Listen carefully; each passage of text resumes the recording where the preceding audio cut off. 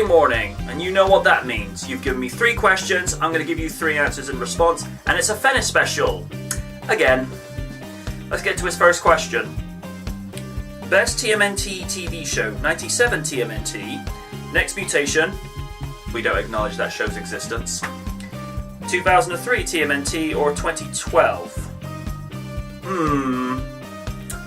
Haven't seen enough episodes of the 2012 incarnation, but I would say I would definitely pick that one over 2003, purely because the 2003, although it's much closer to the comic books than what the 87 series did, I found it to be too angsty in places, and that just didn't, rub too well with me. But I've got to say the 87 series, because I grew up in that era where cartoons were colourful, campy, logic and reasons were just shoved out the door in terms of physics and practicality and science and whatnot. It was a time to escape reality. It was like, here's realism. Throw it away. This is Saturday morning kids time. We don't want realistic nonsense. We want junk food for the brain fun. So I'm going to have to say 87 all the way. Question 2. Regardless of what Sega of Japan thinks of her, do you think Sally Acorn should have her own video game? I've been saying this for years. Yes, and ooh, yes. Sally Acorn is one of those unsung and undervalued, underappreciated, and underused characters as far as within the Sonic the Hedgehog, gallery of heroes and protagonists. I mean, hugely popular in the comic series whenever I have read it in Archie's comic book. Loved her in Satam.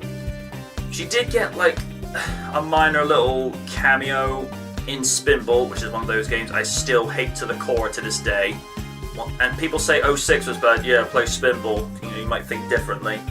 But she does need to be in the games. I don't know what Sega's issue is with her, but my mentality is, and it's the same problem I have with the WWE. If a character or a performer is hugely over with the audience, logic would dictate you actually start pushing that person up into the right place so that they can get further exposure. But to quote the great X24 rider, but that would be a good idea. So, yeah, she should have her own game. In fact, I'm going to go one better. She should have had 4 games by now and 2 direct-to-DVD movies. And you can quote me on that. His third and final question. Which do you predict will be your favourite movie of this year? Avengers Age of Ultron, Jurassic World, Terminator Genesis, Star Wars The Force Awakens. I don't call myself a Star Wars fan, but I'm not against them, so I'll probably watch that. But I think the one that is on my most anticipated list of ones that I really want to watch and soak every single moment in is the long-awaited sequel to Jurassic Park 3, Jurassic World. Keep in perspective, it has been 14 years since the last Jurassic Park movie. A lot of us don't want to acknowledge number 3 because it's, let's put it this way, number 1, the true original masterpiece. Number 2, not so good on plot, but in terms of action and junk food for the brain, it delivers what it needs to. Third is not awful, not great, it's okay. It's a guilty pleasure. And I still think to this day emasculating the T-Rex was a stupid decision. The only thing I'm going to mark points down for Jurassic World is the fact that Universal have released far too many pieces of footage already. I mean, since last year we have had a teaser to a teaser trailer, 5 trailers, 3 featurettes, I think it's 3, at least 3 different clips and 20 TV spots. Can anyone say overkill? I get the point that they want people to see this movie, but a teaser and 2 official trailers and maybe 2 TV spots and a clip alone, that should be enough.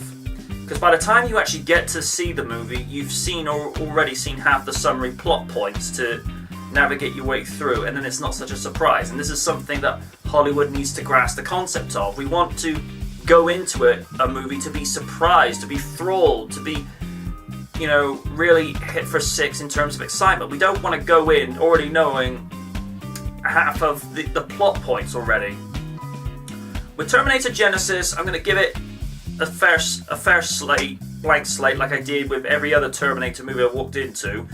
Terminator Salvation is something I'd like to forget. But I'd say after that long-winded response, Jurassic World is the one I'm most looking forward to. Hope that answers your question. And it's the end of the video, and you know how this shtick works by now. If you're watching this on dynamicnight.com, blip.tv, or on YouTube, leave a question in the comment section below, or tweet me a question to my Twitter at @BMJKnight. But until next time, folks, ask again!